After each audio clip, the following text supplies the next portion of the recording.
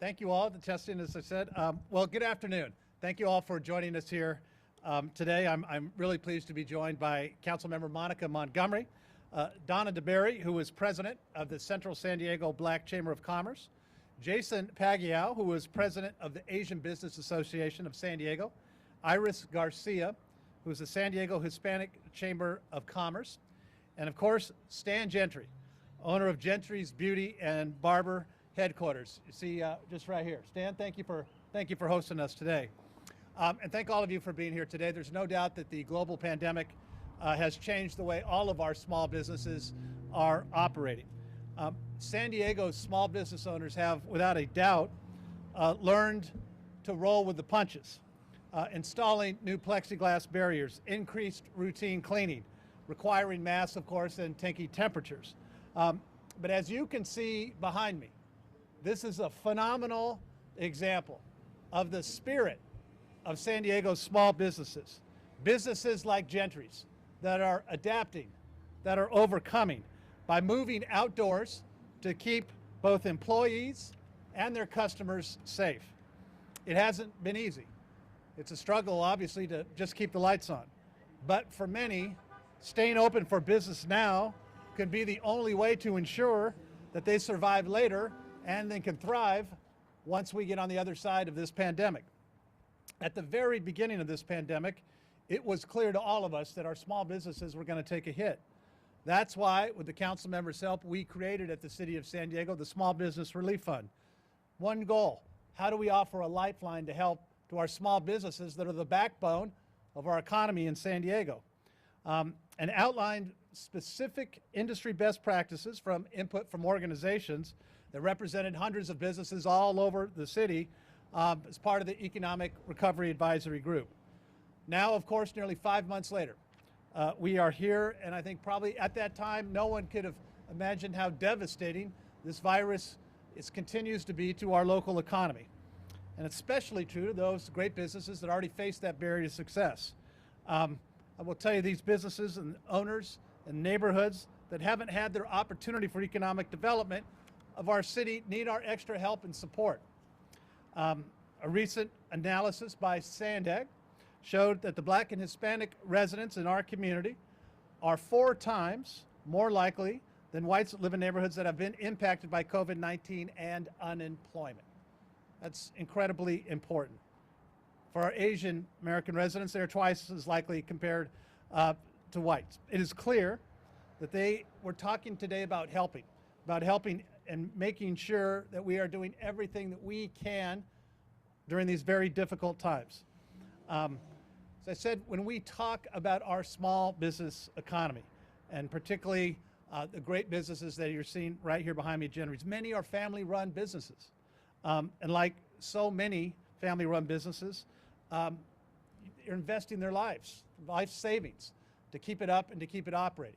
That's what today's announcement is all about, is how do we help continue to give that lifeline, the help and the support, not only with direct dollars, but the outreach, which you're going to hear about in just a second, so we make sure that all our businesses are getting the help and the support that they need, that they can stay open safely. And we want to make sure that every business has equal access to these relief funds.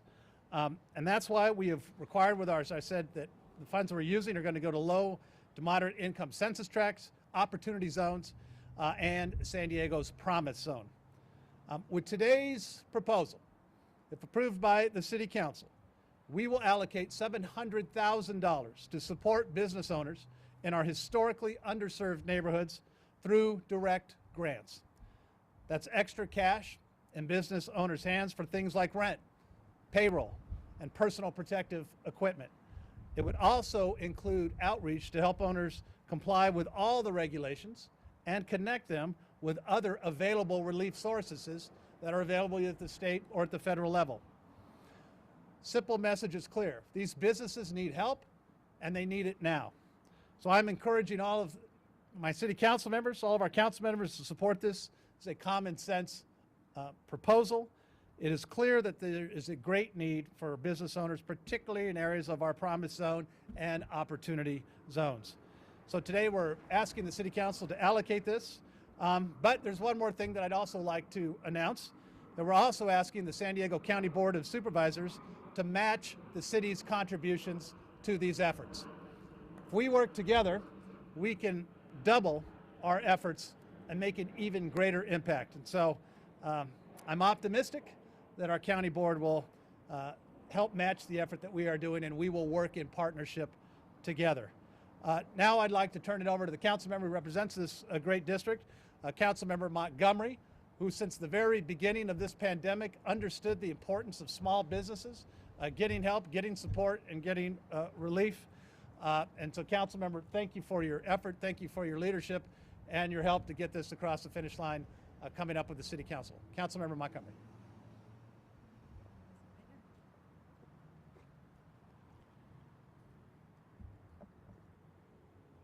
Hello, everyone. Thank you, Mayor Faulconer, for that introduction, and good afternoon. Welcome to my community. I grew up in the 4th Council District with my parents being small business owners, just like Mr. Gentry and his family, which he will tell you about a little bit later. When we talk about small businesses being the backbone of the local economy, I speak from firsthand experience. This pandemic has widened the gaps of inequity in many areas that have plagued our city, including our unparalleled disinvestment in communities of color. For as long as I can remember, we have wanted to activate this Imperial Avenue corridor with thriving small businesses and development of our Valencia Business Park right down the street. As elected officials, we must do everything within our power to alleviate the burdens on small businesses to prevent doors from shuttering permanently.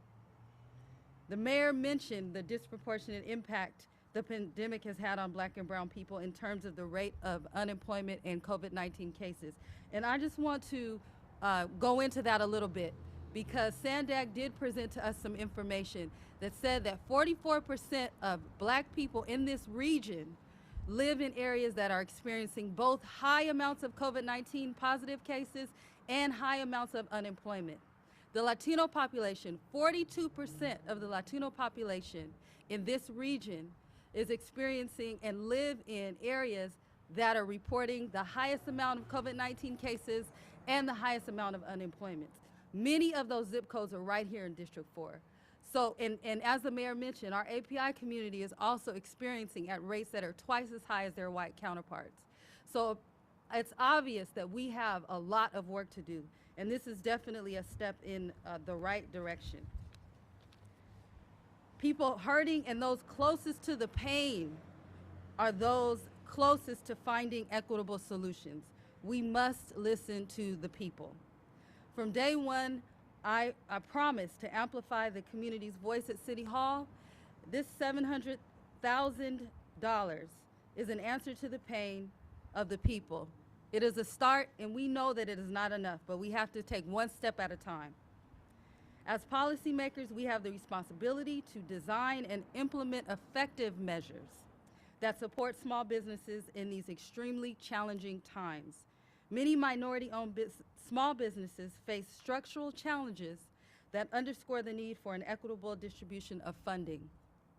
That's why I stand here today very proud of the work that my office has done in partnership with the Strategic Alliance of Ethnic Chambers. We really just have not had a seat at the table, and we know now that that is changing. We have faced tremendous disparity over the years. The pandemic has only exacerbated this disparity for all of us to see and to confront. Because of this, we must genuinely and truthfully address this crisis of resources in our communities of concern and work to maintain the dignity and the respect of all residents. I do want to thank the presidents of the Ethnic Chambers, Donna DeBerry, Jason Pacquiao, and Iris Garcia, for joining your voices in this grassroots movement as we all work to flatten the curve on inequity. And I also would like to join the mayor in asking the county to match these funds if it is passed by City Council, I believe next week. So I would also like to make that call. And thank you, Mr. Gentry, for hosting us today. Thank you so much.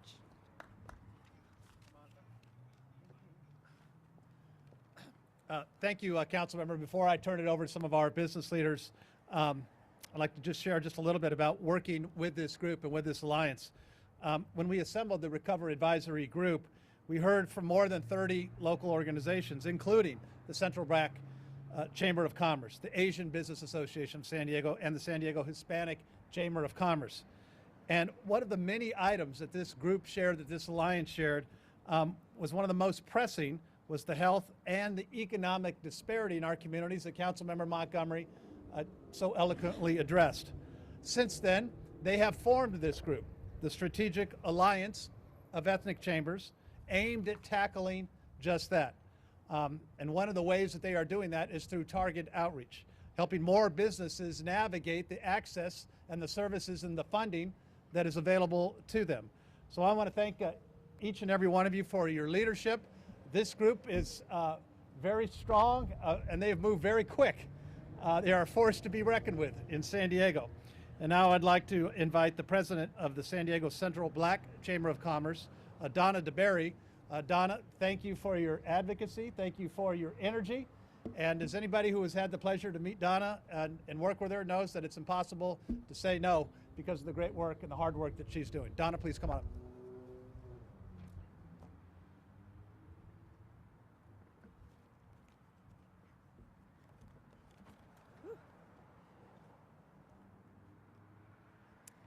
So hello. We know that this pandemic, yep. We know that this pandemic has disproportionately hurt historically underserved communities facing higher rates of infection and unemployment. Black businesses can't keep their doors open. I can't tell you the overwhelming number of calls and emails that I get from black businesses pleading for funds as a survival lifeline. And I want to share with you one story. A black business owner called me 2 days ago crying, and he said, Donna, if I cannot keep my business open, it means that I can't feed my family. It means that I can't pay my rent. I don't know what to do or how I'm even going to survive. I have 10 days left of money in my account for my business. I am desperate and I need help now. These are the desperate pleas and cries that I get every single day from our black community. So these businesses are in need of our attention, resources, and services as we work our way through COVID-19 and the recovery right now. And the Strategic Alliance of Ethnic Chambers will continue to work together to provide resources to the hardest hit communities and businesses. Today's proposed funding would not only directly help business owners that have been institutionally disadvantaged, many who've been denied PPP, but it will also bridge the barriers to economic relief through education and outreach. If passed, the council, this proposal, would help us achieve inclusive economic recovery, helping businesses like Gentry stay alive and, more importantly, thrive with generational wealth. So I'd like to call on all of our city council members to support this proposal and stand with the business owners in our historically underserved community.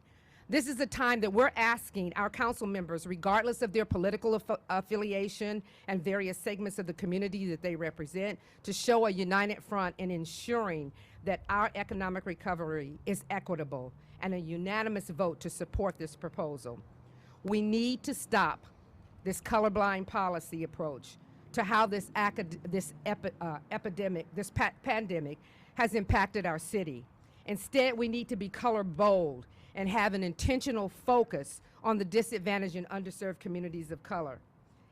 COVID-19, this pandemic has shown that we have a moral imperative to distribute resources based on equity. So Councilmember Montgomery, thank you for your support, acknowledgement, and prioritizing the opportunity to bring funding to communities with the greatest need. Mayor Faulconer, I've said this once and I'll say it again. Thank you so much for your inclusive leadership. This is an important step in bringing resources to underfunded businesses to help ensure that they do not get left behind again. Thank you.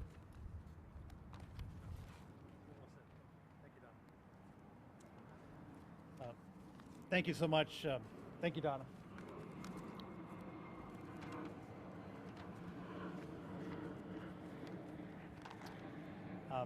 Next, I would like to invite up President of the Asian Business Association, Jason Paggio, to say a few words. Jason, thank you for your leadership, my friend, and all the great work that you are doing. Thank you, Mr. Mayor. Jason Paggio, President and CEO of the Asian Business Association of San Diego. San Diego is home to more than 30,000 Asian and Pacific Islander-owned businesses. And our role as part of the Small Business Development Center network is to help these businesses every single day with no-cost technical assistance, business advising, and counseling.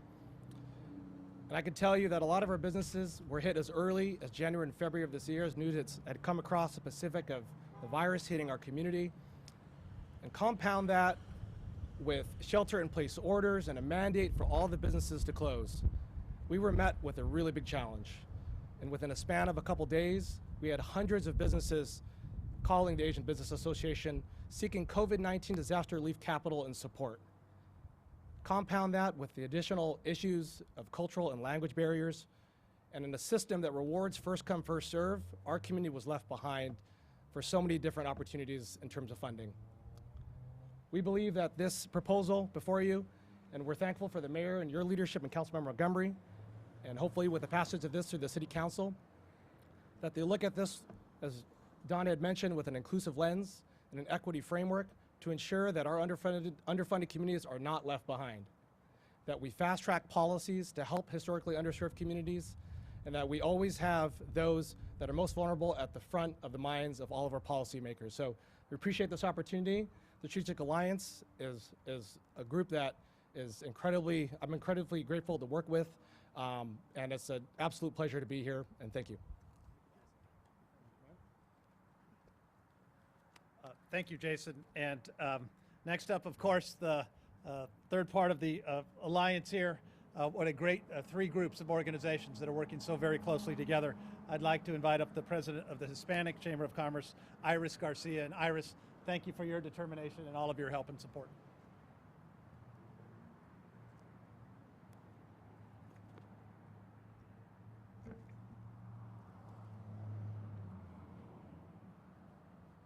Hello, everyone. It's clear that this pandemic has really affected our community, especially the Hispanic community. As the Strategic Alliance is formed in order to help out our minority communities as much as possible, and I'm glad to be a part of it. The Strategic Alliance, alongside with the Vital San Diego outfits in its recovery advisory group and city officials, are working jointly to make sure most of the communities that need it the most are getting the help that they need.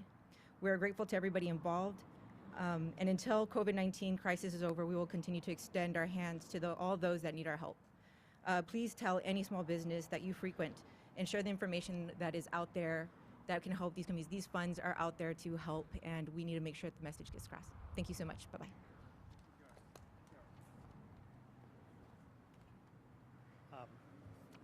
Thank you, Iris. Of course, next up, we have our special guest and our host today.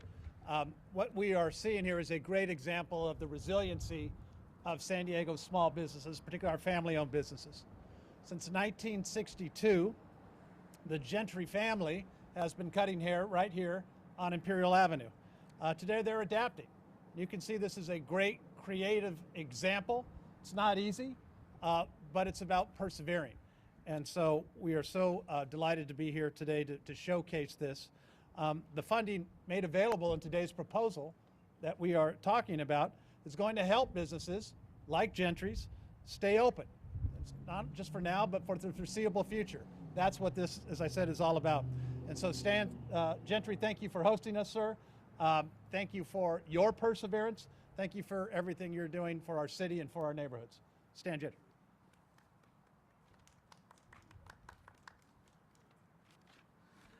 Thank you very much, Mayor Faulconer, for that introduction. But I'd like to thank you and all the participants here, and glad to be invited to this press conference. Like I said, we've been here since 1962. My dad built this from the ground up. For the most part, Gentry's Beauty and Barber headquarters has been a family-ran business. We've been here for quite some time. We know this area, and this area is home for us and home for a lot of other people. We believe that beauty shops and barbershops are the cornerstone of of the community. There are places where there's a place where people can come and they can conversate. This is the first information superhighway. This was here before newspapers, before radio, television, internet. This is where people gathered at so that they could exchange information at and learn. This is where children grew up and learned how to be men, as well as ladies could learn how to be women.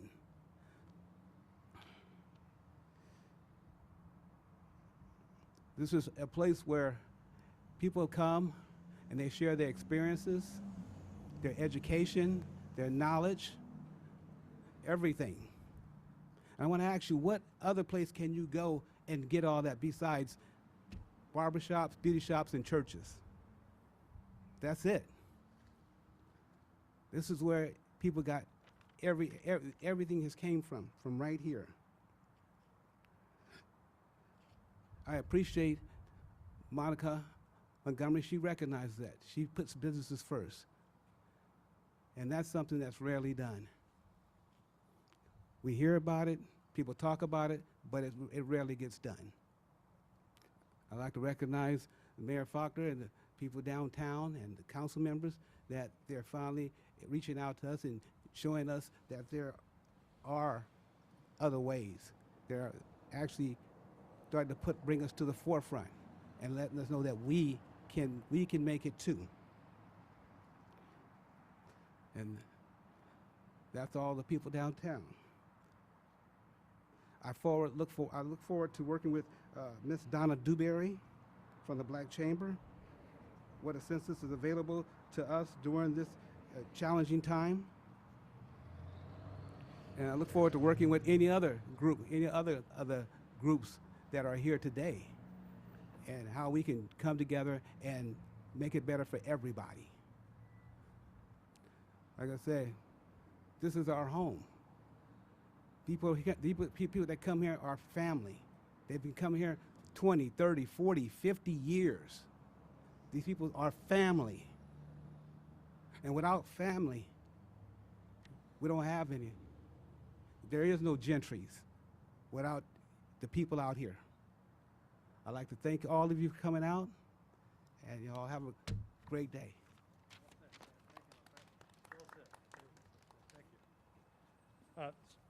Thank you, Stan. Very well said. Thank you. I'm happy to open up for any questions for any of us or any questions one-on-one. Anybody? Yeah, sure. Good to see you, my man.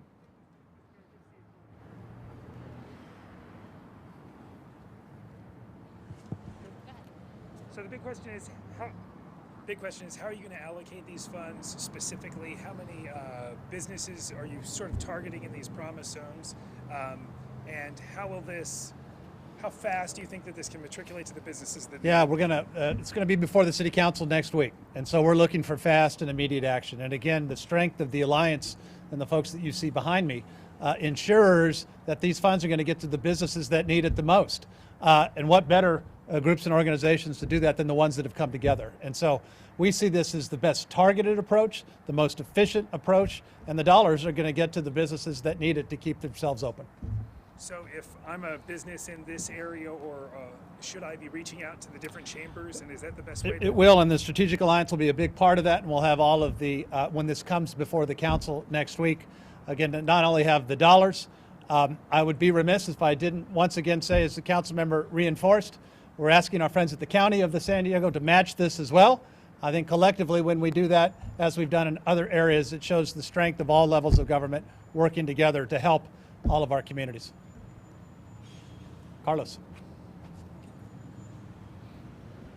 Can you clarify the matches of the county? Have you talked to them already? You just proposing that? We have. We're in those conversations. I'll give you a good example.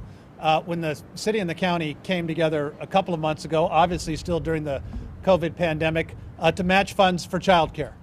Those were dollars well spent. I think this is a great opportunity for us, once again, to match dollars to help these small businesses, to keep them going, to help them thrive. and it will really represent the best, as I think, of all levels of government. And so I'm optimistic that that'll happen. Then the matches for seven. That's what we're asking, yes. Now, on the filtering, the three chamber of commerce are the most representative for the communities that really need it the most.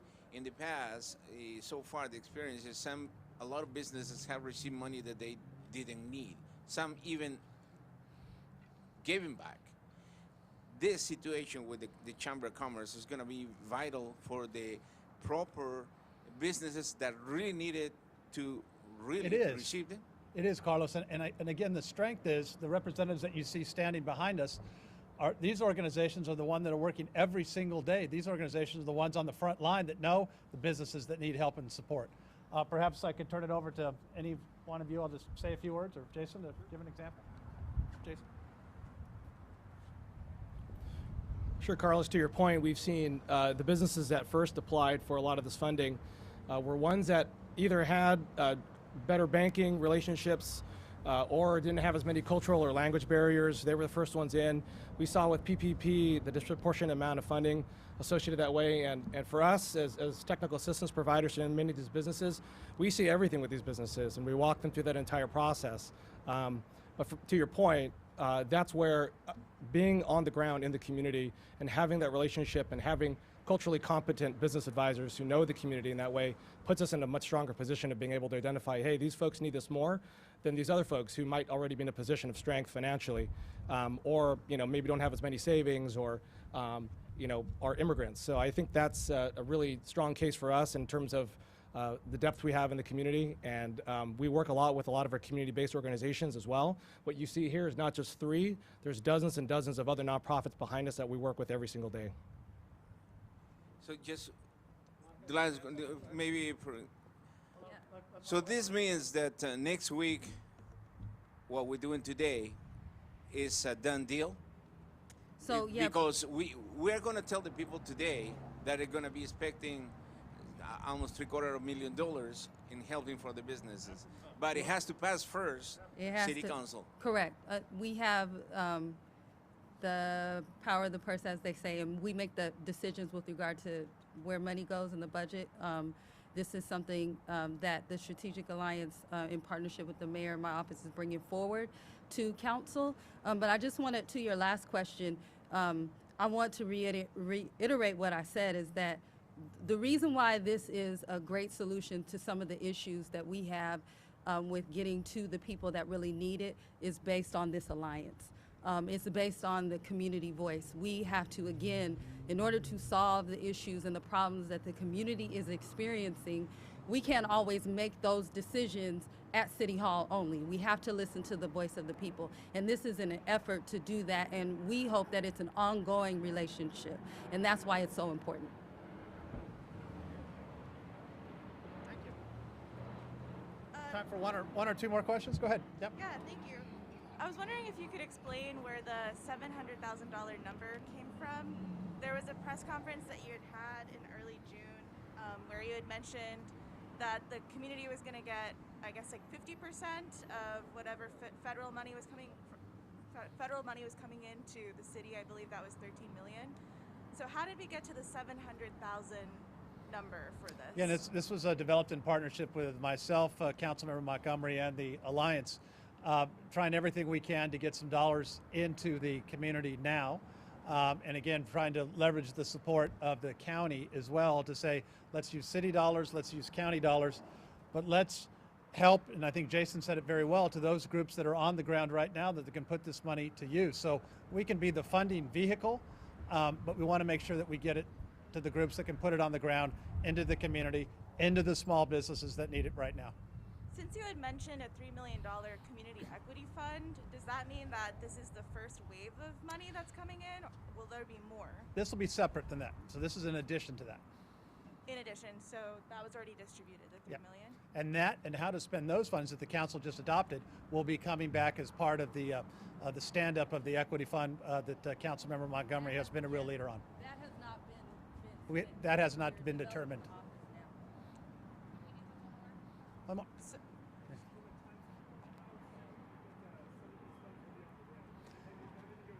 Yeah, the question was on timing. Once we have council approval next week, I mean, we're looking forward to get these funds out in a matter of 1 to 2 weeks. Brian Gooden from the San Diego Voice and Viewpoint News. Brian, good to see you. Right here in this community. Mayor, I'm wondering, in light of all what's going on, have you guys learned anything from the state level and the federal level in terms of getting this money to the people that need it? Great question, Brian. I think one of the things that we've really tried to focus on is get the money to the groups, the organizations, and the businesses that need it and that need it now. That's why we've set up these dollars. Jason said it well, we had federal dollars that came in. A lot of groups and organizations that maybe had relationships, banking relationships, knew how to access that right away. But we're doing this differently. We're saying we're going to give it to the strategic alliance that understands the groups and organizations and the small businesses that need it, can set up that program immediately to get it directly into these small businesses. So this is about cutting red tape. It's about making it easier and getting it to the businesses in the community that need it. I mean, you just heard from Tan about these are family-owned businesses. These are small businesses that are the backbone of our economy. Getting it to them right away is going to make a huge difference. Thank you. With that, we'll break and be happy to answer any additional questions one-on-one. Thank you again to Gentry's for hosting us, and feel free to get any B-roll or other things. Thank you, guys.